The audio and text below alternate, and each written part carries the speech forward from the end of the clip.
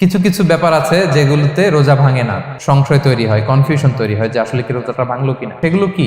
এক নাম্বার হচ্ছে ভুল করে যদি কেউ খায়। দুই নাম্বার হচ্ছে এটা বিবাহিতদের জন্য, বিবাহিতরা ফিজিক্যাল ইন্টারকোর্স যদি করে দেহ থেকে সিমেন আউট হলে রোজা ভেঙে যায়, কিন্তু স্বাভাবিক মেলামেশার সাথে রোজা ভাঙে না। তিন নাম্বার ওয়েট ড্রিম, বাংলায় বলে স্বপ্ন দোষ।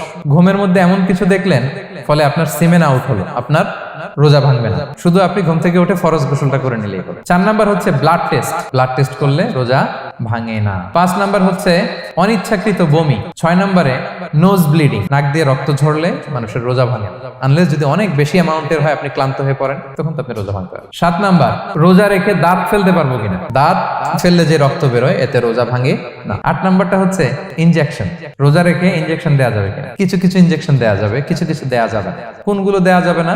এনার্জেটিক ইনজেকশন দেওয়া যাবে না, যে ইনজেকশনে ফুড সাপ্লিমেন্টারি আছে, যেটার মধ্যে নিউট্রিশন ভ্যালু আছে, এই ইনজেকশন গুলো দেওয়া যাবে না। কিন্তু পেইন কিলার যে ইনজেকশন গুলো আছে এটা দিতে পারবেন, অ্যান্টিবায়োটিক ইনজেকশন দিতে পারবেন, অ্যানেস্থেটিক ইনজেকশন দিতে পারবেন, এই জাতীয় মেডিকেশন ইনজেকশন গুলো দিতে পারবেন। নয় নম্বরে কিছু কমন ব্যাপার আছে, এর মধ্যে এক নম্বর হচ্ছে টুথপেস্ট। রোজা রেখে টুথপেস্ট দিয়ে ব্রাশ করা যাবে কিনা? যাবে, কিন্তু না করাই ভালো।